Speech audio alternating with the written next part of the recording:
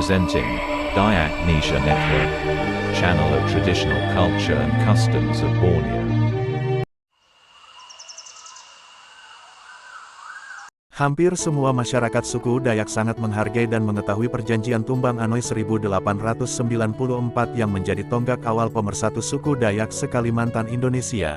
Namun setelah peristiwa itu suku-suku Dayak yang menaruh harapan besar terhadap perbaikan dan kemakmuran orang-orang suku Dayak justru terabaikan dan terbelakang oleh karena pengaruh kolonialisme Belanda yang semakin kuat di Kalimantan. Jauh sebelum abad ke-18, orang-orang suku Dayak tidak mengenal istilah negara atau state pada masa itu. Orang Dayak hanya mengenal kekuasaan seperti sebuah negara sewaktu masa kerajaan dan kesultanan di Kalimantan, dan saat mereka diwajibkan membayar pajak atau upeti kepada kerajaan dan kesultanan. Di Kesultanan Banjarmasin, Sultan Banjarmasin akan memberi mereka gelar Demang dan Temanggung sebagai hadiah dari wujud loyalitas orang-orang Dayak di pedalaman dalam membayar upeti tersebut dan memfungsikan mereka sebagai jaringan dalam kelompok masyarakat di wilayahnya. Membicarakan nasionalisme Indonesia dari tanah Dayak berawal pada Juli tahun 1919 di bawah kiprah tokoh lokal yang dilupakan sejarah yaitu Hausman Babu dan organisasi Pakat Dayak. Bagi kebanyakan generasi muda Kalimantan Tengah, tokoh Husman Babu tidak lebih dari sebuah nama jalan di kota Palangkaraya. Kiprahnya tidak pernah dibicarakan, baik di sekolah maupun universitas. Husman Babu lahir di Kampung Hampatung Kuala Kapuas sekitar tahun 1885 yang juga adalah cucu dari pendiri Kampung Hampatung Temanggung Ambo Nikodemos. Seorang Temanggung yang sangat terkenal di kalangan pemerintah Belanda saat itu. Dan sosok tokoh Temanggung Ambo Nikodemos ini diceritakan oleh M.T. Haprelaer yang pernah ikut dalam Perang Banjarmasin dalam bukunya Borneo van Suir naar Noord atau Borneo from South to North. Dan dalam buku yang ditulis oleh Marco Mahin dengan judul Temanggung Ambo Nikodemos Jaya Negara. Hausman Babu ditangkap Jepang pada bulan Agustus tahun 1943 atas pengkhianatan seseorang, dan dihukum mati pada bulan Desember tahun 1943 di Banjarmasin bersama dengan pimpinan tertinggi pemerintah kolonial Gubernur Haga dan pimpinan tertinggi Dajak Evangelis Ketua Sinode. Sampai sekarang makam Husman Babu tidak diketahui. Sikapnya yang kritis yang kemudian dimusuhi oleh gereja dikarenakan praktek bigami dan anti pemerintah kolonial saat itu, membuat Husman Babu dipecat dari posisinya sebagai kepala distrik dan diasingkan dari gereja sebagai inspirasi teologi moral. Husman Babu dan Pakat Dayak yang ia bentuk pada masa itu didirikan bertujuan untuk memajukan orang Dayak secara ekonomi dan pendidikan. Pada 1920 Hausman Babu mendirikan koperasi dagang Dayak untuk menghadapi serbuan pemodal-pemodal Cina. Ini dicetuskannya sama seperti berdirinya Sarekat Islam yang didirikan di Lawean Solo oleh masyarakat Islam Solo di bawah pimpinan Rekso Reomekso yang menghadapi aksi ekspansi organisasi Kongsing di tahun 1911 dalam pencurian batik sehingga penjagaan itu dikenal dengan sebutan Ronda di Solo. Organisasi Pakat Dayak dan Husman Babu menginginkan kesejajaran orang Dayak dengan orang Eropa. Hal inilah membangkitkan semangat Pakat Dayak dan Husman Babu untuk bersama tolong-menolong mengejar pendidikan bagi orang Dayak. Bentuk penindasan pemerintah kolonial Belanda kala itu adalah tidak memperbolehkan orang Dayak untuk bersekolah di Osvia yang merupakan sekolah pegawai negeri pribumi. Hausman Babu kemudian mendirikan sekolah untuk pertama kali bernama Sekolah Dayak Belanda atau Hollandse Dajak School, HDS, dengan kepala sekolahnya yang pertama adalah Mahir Mahar.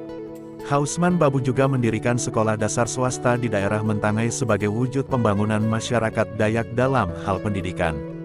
Pada fase politik pergerakan, Pakat Dayak bekerja sama dengan Sarekat Islam di Banjarmasin. Fase ini Hausman Babu telah sampai pada daya jangkau yang sangat pesat. Fase ini melampaui perbedaan antara Dayak dengan Banjar, Islam dengan Kristen. Hausman Babu bersama Pakat Dayak telah menembus batasan etnisitas dan agama. Sebuah politik konservatif dari luar tanah Jawa. Mereka mengundang tokoh nasionalisme dari Jawa yaitu Cokro Aminoto dan Haji Agus Salim sebagai angin segar dari ide-ide pergerakan menuju kemerdekaan.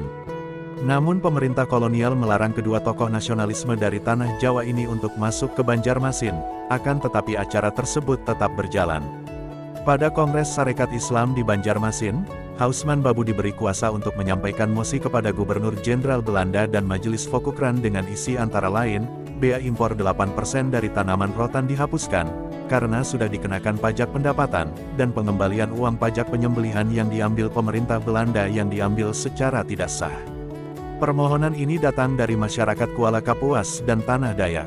Sedangkan masyarakat Muara Tewe dan Dusun Tengah merasa keberatan dengan pembukaan tambang batu bara di daerah tersebut untuk perusahaan asing karena dikhawatirkan merusak pertambangan rakyat. Selain itu juga tambang batu bara merusak tanaman rakyat.